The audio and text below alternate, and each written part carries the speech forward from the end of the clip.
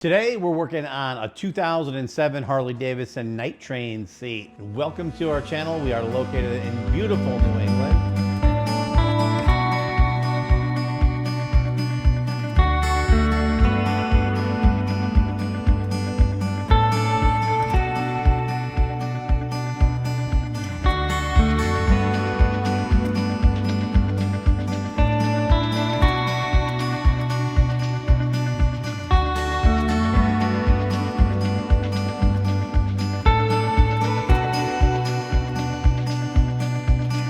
If you're new to our channel, I'm Eddie Barrett with Atomic Cycle Works. We build custom motorcycle seats and evidently answer phones. Hold on a second.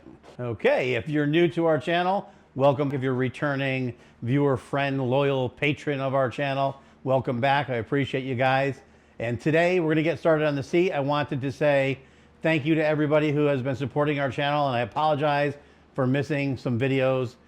We had explained in the past how we have to kind of consolidate some of our videos because it's really difficult to do both of our channels at the same time right now and get all the work done. So we took a little bit of a break from Atomic Cycle Works, which I regret because the algorithm instantly punishes you.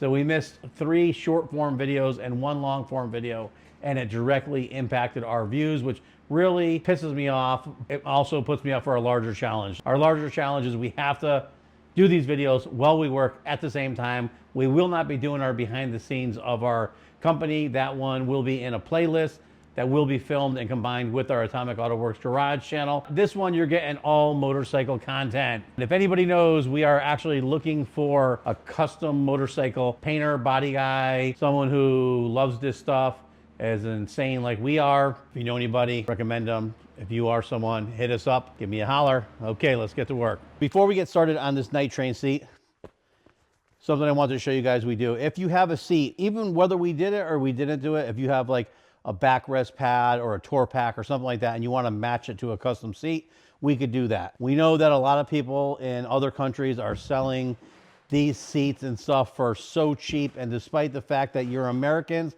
on American motorcycle, well, not everybody's on American motorcycle, but a lot of you Harley-Davidson guys who are probably watching this Harley video should be purchasing American, but man, you guys don't wanna, I don't get it. So on your Chinese piece of crap seat, we can match it. They don't make your tour packs, they don't do custom work, we do custom work. So when you buy that $2 seat, we can match it. Our stuff will last longer, but when theirs is destroyed, we could redo the foam and redo the vinyl on that to match our seat that we did, that still matches and still stays in shape because we don't use junk like you get when you get a $150 motorcycle seat. With that said, let's get going. This customer has been super patient with us because we have been behind and we want to get it out. Luckily for us, we have 2 feet of snow, but he is in lovely Los Angeles and they don't have to deal with the same junk that we're dealing with right now, and they could ride a lot more than we can. He wants us to make this Night Train seat look similar to a Lepera seat. And if you see that, which is kind of funny because we have been getting a lot of people wanting to duplicate some of these Lepera seats on their seats. So if you want it, we do it. He's also complaining about, he says when he sits in this seat's usually right about here, feels like his hips are getting cocked, which is kind of common because what happens is you're wanting to lean forward more, so it kind of shifts your body in a weird position. What we're gonna do is we're gonna slightly arch this and we're gonna give it a kick up and give him that kind of retro look that he wants. We're also going to widen the sides here and square off the back and give it a nice kick so it really has that same vintage feel. Many people, you know, it seems like Lepera had fallen off the face of the earth for a while. They were so relevant when I first got into the motorcycle seats that like you'd feel bad because it seemed like everybody copied their designs, and then they kind of disappeared for a while. Like they just weren't like coming up with anything new. But some of their new stuff is looking pretty cool. And what's funny is the new stuff is retro, which is them. You know, it's very cool to see some of their seats. And one of the reasons why I actually enjoyed working on Lepera seats back in the day was they had the unique style. They were a little bit more bare bones, hardcore, and it just looked really good on the bikes. They were always cut down and just neat looking. I always have a soft spot for Lepera seats. I think they're very cool looking, and it was a great time customizing their seats when we first got in this business. And it's nice now, 30 years later, to be customizing seats to look like their seats because it's just kind of the circle of life. Now let's square this bad boy off and get going. Wouldn't that be awesome? I crack my head open. You'd be like grabbing that footage quick. Don't mind me. So Lewis, how is it taking foam off of a seat and trying not to ruin it? It's a lot easier to just ruin the foam. So Houston, we have a problem. This actually brings up a good example. So you'll hear me say, please, we'd rather have you communicate through us through emails or fill out our motorcycle seat questionnaire on our website at atomiccycleworks.com. And the reason is a lot of people try to hit us up through Facebook and Instagram on Messenger, and it just doesn't work. So if you have a personal Facebook or Messenger and you use it yourself, it's fine. But when we have a couple businesses and we have the Facebook Messenger and the Instagram and everything, it doesn't work right. So what ends up happening is it will tell us that sometimes it doesn't show us messages until a couple days later. Other times it'll actually won't get rid of messages that we responded to. So it's very confusing and it's hard to keep track of what's where. That's why it's always better to email us, because then we have an actual easier timeline of your emails and questions. And what had happened on this seat is this customer hit us up through Instagram, and when we sent the messages, it's like kind of some of them we didn't get and some of them we did get. So we knew what he wanted to do to the seat for the most part, but then right at the end, after we had it all foamed and ready to go, he had emailed me that there was a couple things missing, and it turns out that it was never relayed through Instagram or Facebook Messenger, so we never even got that. Very difficult for us to do a seat based off of messages on Instagram or Facebook. So please email us. It's way easier. You just email ride@atomiccycleworks.com. And also, if you go through and you fill out our motorcycle seat questionnaire, it's pretty good because it gives us all your information, and then we can either print that off or save it. And then everything we do forward goes with that questionnaire. So it's a very easy way for us to keep everything all together in one place and not miss a beat here. One of the things that he had mentioned that I never saw, and it wasn't in any of the threads, was that he wanted gel. And so we did not put gel in the seat, so we got to tear the whole thing apart, put gel in it, and start over. I just figured that'd be a good learning point for us and learning point for you guys, and learning point for Lewis, because he doesn't get to take foam. I didn't have to learn. I already knew I didn't like this. So once you glue the foam on here, taking it off without destroying the foam underneath it is very challenging. You know, the steam works okay, but it usually tears it up. It's just really tough to do. And this is a part of the job no one likes doing, but we got to do it. It is what it is. Mm-hmm. We emailed a picture of the design of the seat to our customer, and he says, it is a go, bro. What we're gonna do is we have to change the pattern a little bit. One of the things with the seat that LaPera made, which was cool and nice, kind of give it a vintage look to me, like almost like a bait style seat, is the pleats went right to the bottom, which is cool because we had to add 2 inches. So this gentleman is a little bit taller, I think 6'3", and this is a very challenging bike for tall riders. So what we ended up doing is the seat sits about here. We dished it back so he sits in the bike. Got it really close to the seat pan. We kind of staggered the foam so we have a good grade of foam, but there's not a lot. If we went any less, there's chances are if you go on a long ride, you're gonna feel that seat pan. So we're right at that happy medium. We did give it a little bit of a drag seat kick where he's gonna sit in that pocket, and that's what he wanted.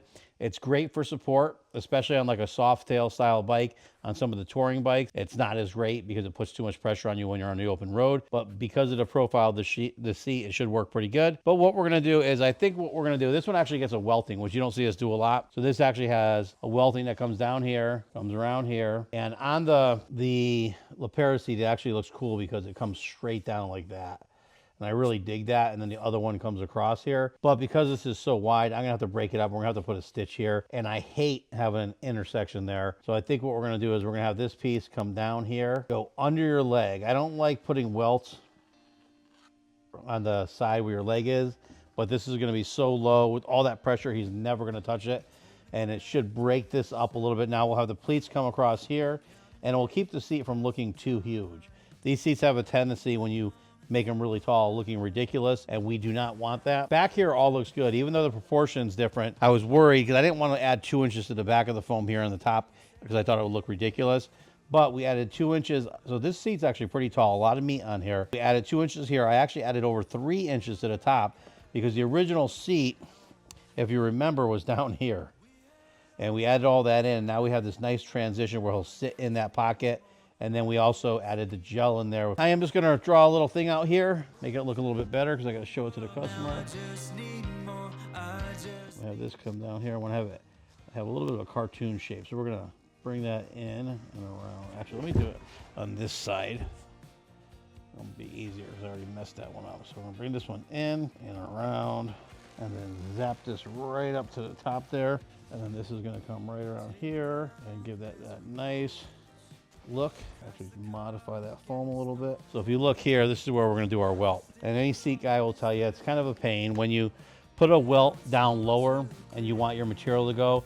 There's a big possibility of puckers and some weird stuff going on here, especially since we have horizontal pleats going on here. So we have a lot going on in this little area. I'm gonna send this to him and then we're gonna get going. I'm actually gonna take a shot and just start it because I'm assuming he's gonna love it. And if not, I will have to eat that.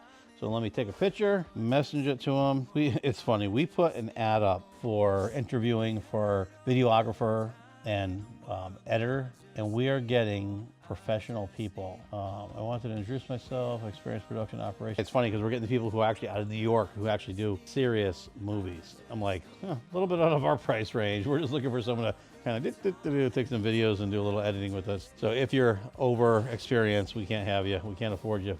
We need borderline entry level. Let's send this picture to him and see what he says. All right, my friends, I gotta do a little catching up here on this seat in this video.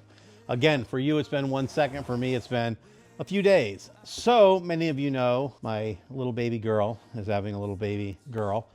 And I kind of mentioned that a few times, and thank you everybody for saying nice things. And I get it. I'm that guy who's always like, stop showing me pictures of your children, your grandchildren, all this other stuff. And then when you have a grandchild, you're like, oh my God, I want to share so much. So my daughter went into labor last week on Monday. She didn't have the baby until Friday night. So that was a long labor. She was in the hospital for a while. She had a beautiful baby girl. They had a beautiful baby girl, her and her husband. And I was very excited for them. You get very worried for your child when they're going through that much pain, and you never want to see that on them. But when she had the baby, the smile on her face was worth every inch of it.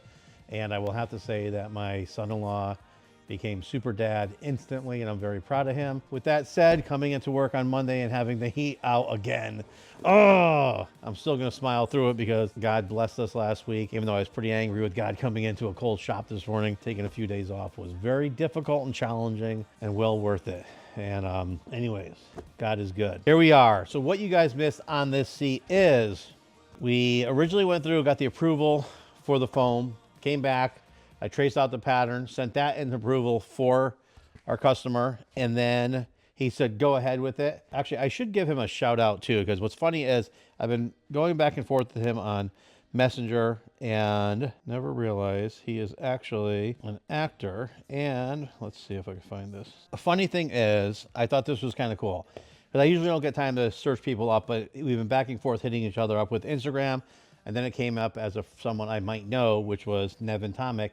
And what's funny is I've run into this so many times where you're like on, well, actually it just happened to me yesterday too. So you're on social media and you're looking through, say, TikTok, and you see these videos and it's like gets you hooked in. It's like a real movie, but vertical view. And he's a vertical view actor, it looks like, which is pretty cool.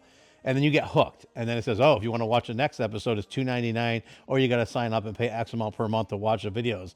And as you get through, each video towards the end gets shorter and shorter and shorter and takes longer to get through them, which is a pain. They trap you.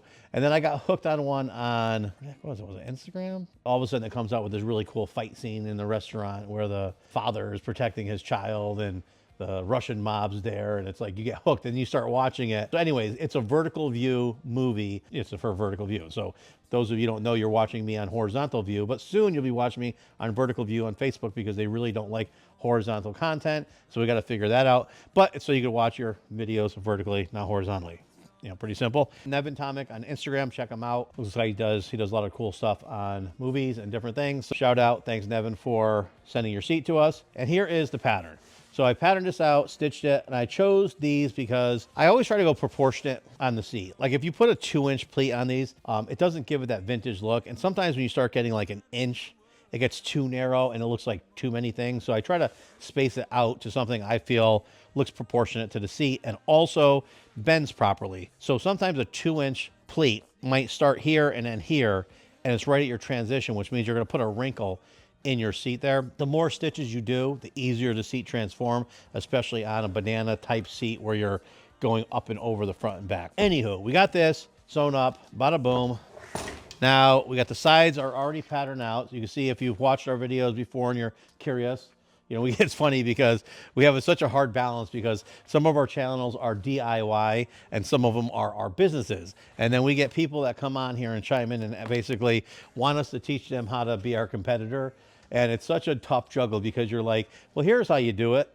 Try like working your ass off for 30, 40 years and struggling like the rest of us and learning the hard way. And then the other one's like, we're here to help you grow. And if we grow faster, we need to learn more. And then our industry advances and then we get more and more and more and stuff like that. So I get that. Sometimes I think it contradicts itself and it ruins it because like I remember with airbrushing, like custom painting motorcycles, we would sit there and we didn't have books and seminars and YouTube videos and all these different amazing things that they have now. So a lot of these guys out of the gate can advance so rapidly because they're taught how to do it so easily.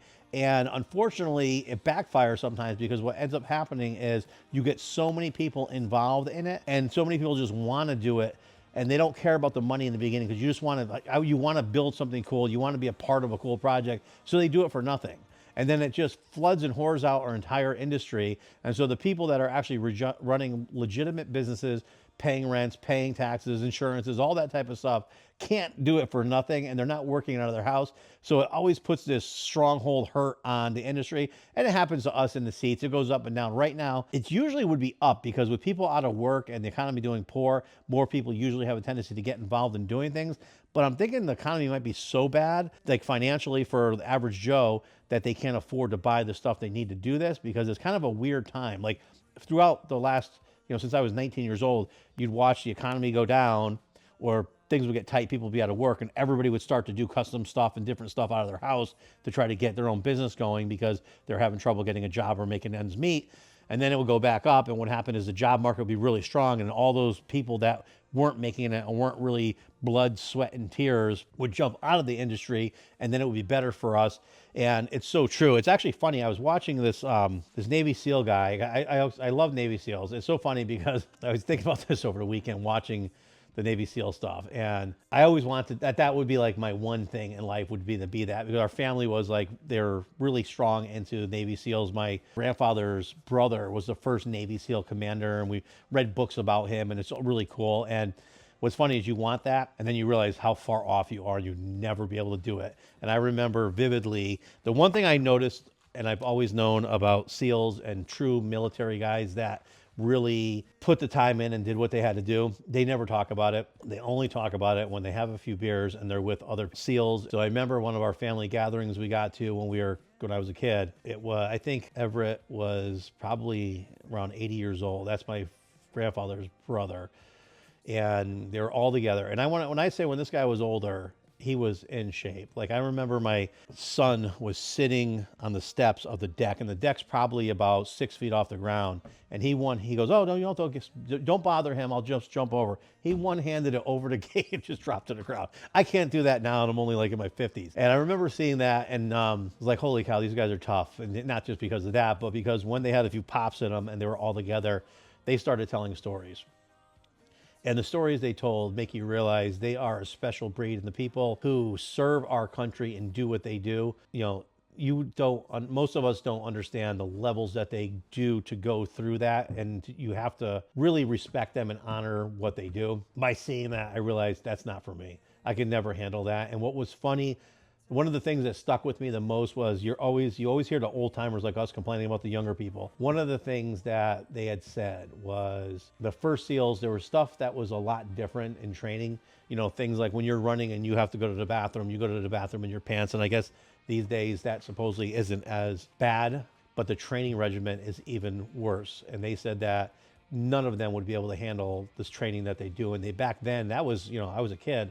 And back then the training they were saying is like, going underwater and defusing bombs in a giant Olympic-sized pool, going through mazes, underwater for massive amounts of time and doing just amazing stuff. And then you hear the stories of, being in foxholes and being lit up and all this different stuff that you're just like, most of them all agree that they're only here not because of their skill and training, but because of luck and the luck of God. Because some of the stories that you hear are just, you're just like, you can't believe that they survived that and challenged that. As I was watching the Navy SEAL video, it was actually pretty cool because he was going through, and it is true. They were saying, he was on a Joe Rogan podcast. Once you watch something on YouTube, they start force feeding you. So I was watching him because he was doing a Navy SEAL versus bodybuilder training video, which I thought would be kind of funny to do, but they were actually both amazing people. And then the next video popped up was Joe Rogan with him on the podcast, which I didn't know that was there. But one of the things he said, which was really cool, was that, not really cool, but really true, is that you're blessed to see people who succeed in life at anything. Whether it's physical endurance, mental endurance, business people, athletes, all that different stuff. And when you are around them, which I've been blessed to be around a lot of very successful people in our industry, motorcycle builders, car builders, just different people. And the one thing unanimously that I have found with all those people is they're all really good people and they're all humble.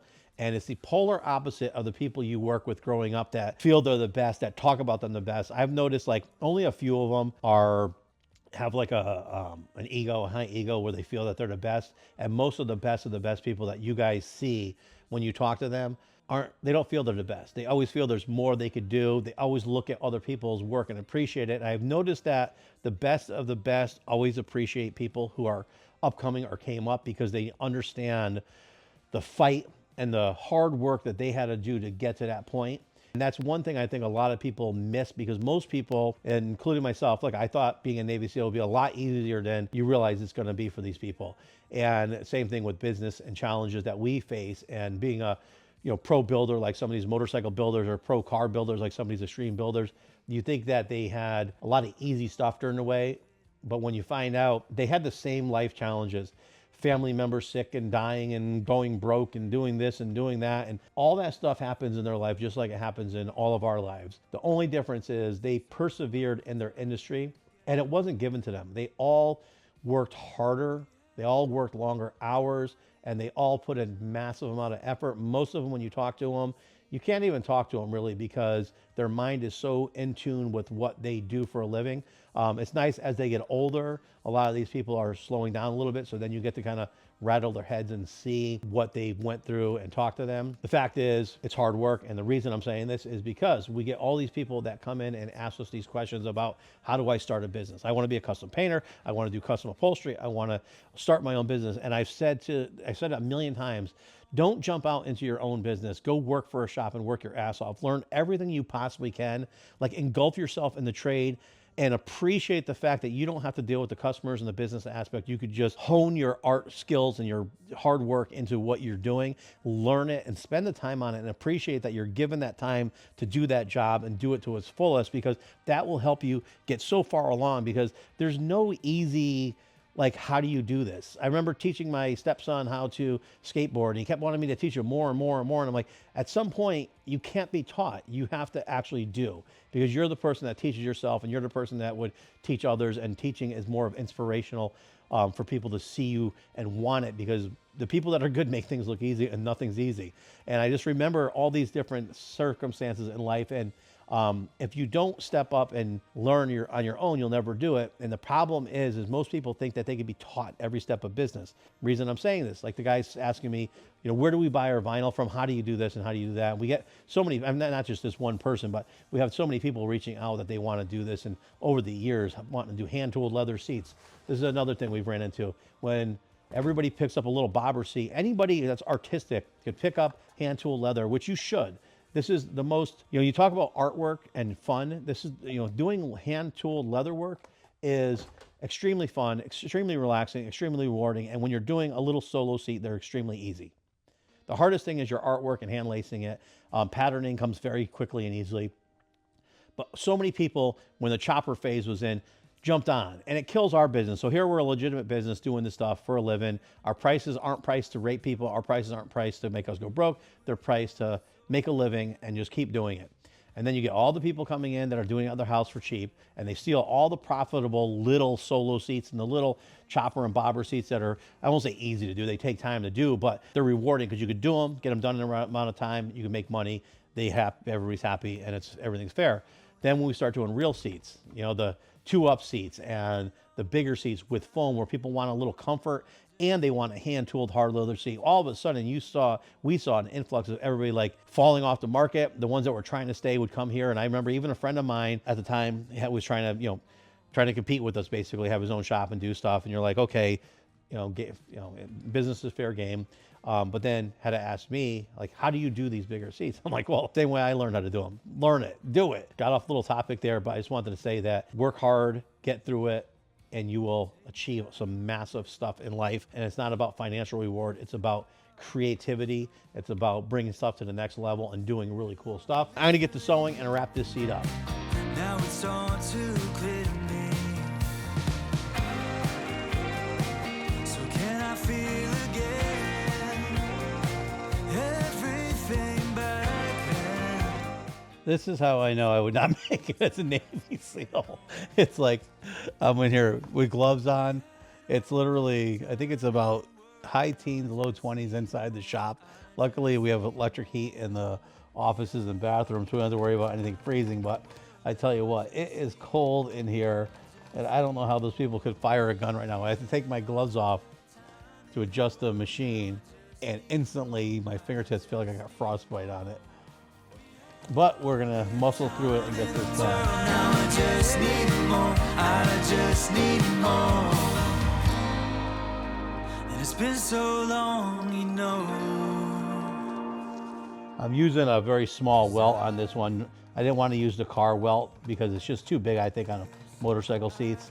Turn back time, never stop to realize all the while it was going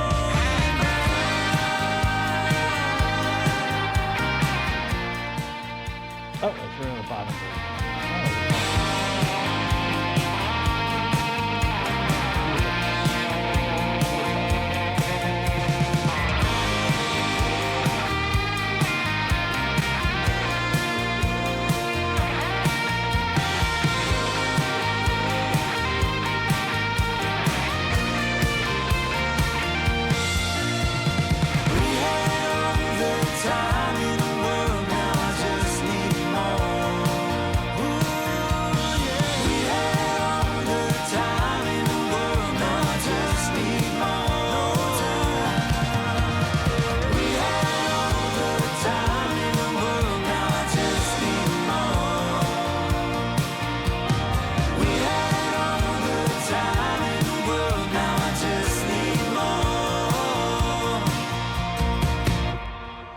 We are at the favorite part, my favorite part, throwing away the old seat cover. Seat came out good. I am cleaning it up right now, trying to get it ready. Gonna send him a picture of the final seat so he could let me know if it's good. If it's good, we're gonna package it up and ship it out to Cali. I might jump in the box to warm up a little bit. I will tell you that working with this vinyl at 20 degrees, which it actually is warmer because I took my gloves off. It's actually almost 38 degrees inside right now, which is pretty nice. This vinyl, as soon as you heat it up, within a second, it turns cold and hard instantly because it's just so cold in here. But overall, the seat came out really nice. It's a little shiny because I just put some cleaner on it to get rid of any glue and stuff. Really nice looking seat for a taller guy on this Harley-Davidson Night Train. Let me know, guys, what you think about the Bad Bunny at the Super Bowl thing. You know, comment below. Give me some ideas, what you think. You know, I'm not a big sports guy. I like cars, motorcycles, trucks, you know, boats, things like that. I do enjoy once a year watching a Super Bowl, getting into it, having fun. My family used to be really big into sports. So it's kind of like one of those things where you enjoy it. I do like the camaraderie, and a lot of my friends who are into it are really into it. So I enjoy it. I stopped really that whole kneeling down at the football thing. You know, I get both sides of the stories and all that stuff, but man, when you take a sport, which is supposed to entertain you, and turn it into a political venue, I'm not for that, and I don't like that, and I kind of stepped away from that. And then this whole Bad Bunny thing that everybody's getting their panties in an uproar over, you know, obviously I watched the Kid Rock thing. You know, that was, Kid Rock nails it every time. It's America. You know, the country songs on there, Gabby Barrett, you know, everything's just, to me, it's America. You know, it's about pride, our country, and the stuff that's happened over the years and all the stuff that our soldiers fight for and stuff, that should be commemorated, I feel. Although then again, it's a football game. It's not supposed to be political. And how do you balance that out? You know, if you're taking a knee, but then you don't want to talk about any other topics, or that you feel that shouldn't be in the Super Bowl, then none of that should be in the Super Bowl. And I feel it shouldn't be. I think the Super Bowl should be a game and should be for fun.